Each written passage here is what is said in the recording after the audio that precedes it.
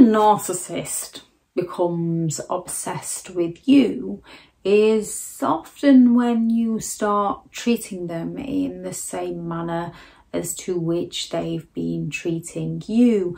And when you start treating them in the manner that they've been treating you, all of a sudden they become offended and they can become obsessed. When around a narcissistic person, it's very easy to pick up narcissist fleas, pick up behaviours and mannerisms. When it comes to dealing with predators, sometimes we can just start naturally acting like our predator. Other times we need to, in a manner to defend ourselves from them, to no longer be led into their games, sort of treat people how we'd like to be treated, and then recognise that some people don't treat us in that manner, and we can then begin to treat them how they're treating us, to which a narcissist becomes incredibly offended. And depending on the avenue you go down, they can also become increasingly obsessed with you. Narcissistic people lack empathy, so you do need to be careful. We're all human, so there's only so much we can take before we react. And we can react in so many different ways depending on the situation we're living, depending on our past experiences. We are all still individuals, even if our behaviour or responses can be similar. Now, one of the things that many people can do when dealing with a narcissistic relationship, due to all the push-pull of the relationship, due to the drama, the gaslighting, the sleep deprivation, the endless mind games, that you become so drained, you might withdraw from the narcissist. You might naturally do this when you realise that, well, I can't share good news with them because they've always done something bigger and better, and I can't share bad news with them because they've always done far worse. And if I share good news with them, they're going to somehow discredit it in a way. And if I share bad news with them, they're going to tell me that I'm overreacting. So you might just naturally sort of step away, knowing from the behaviour in the past, the reaction and the response that you're going to get from them is going to be a negative one. So you might naturally withdraw away from them. You might get to a point where you've just had enough of their silent treatments and just think, if you want to be silent, go and be silent. I've had enough of this. And you might just then be silent on them. You might get to a point when you realise that a conversation with them just isn't getting anywhere, so you might storm out and stonewall them.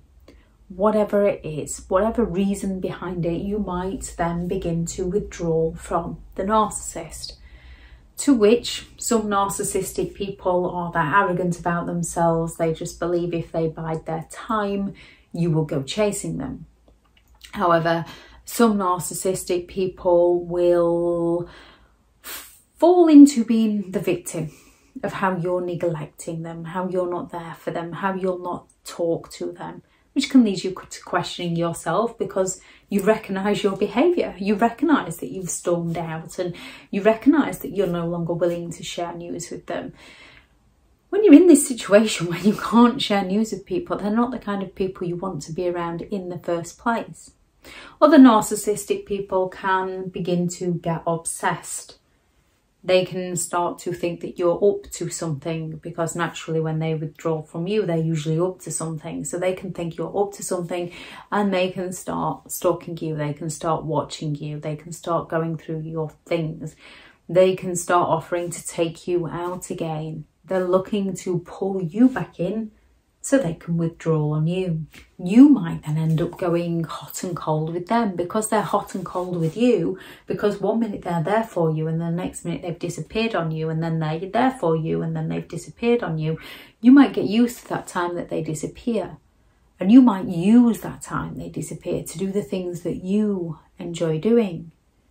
So you then go hot and cold on the narcissist. When the narcissist phones you, you might pay them attention. When the narcissist doesn't phone you, instead of chasing after them, you might start taking care of you.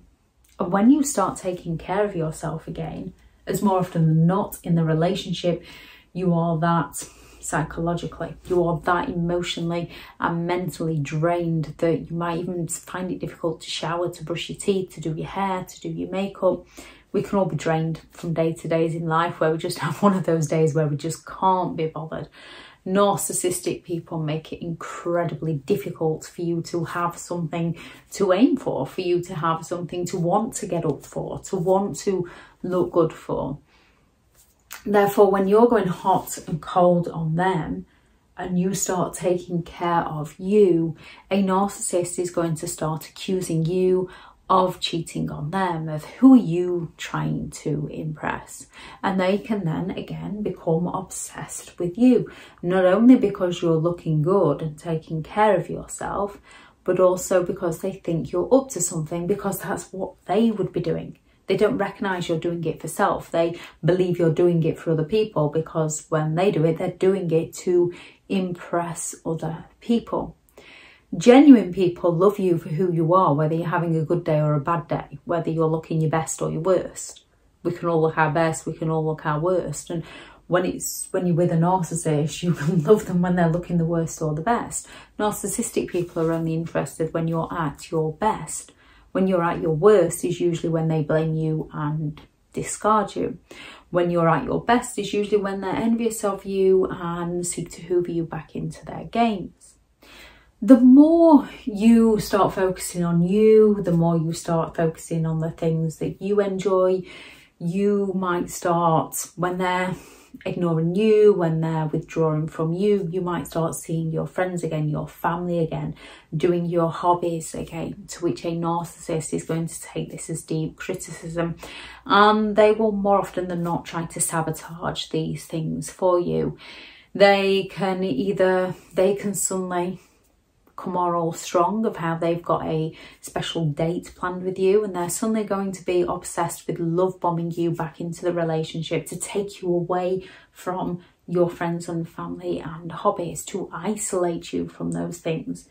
However, if you continue down that path of doing the things you enjoy as well as taking care of yourself, you might then become more confident within yourself, more confident within your abilities, which a narcissistic people really don't like other people's confidence, as narcissists are often arrogant. They don't recognise their own inadequacies.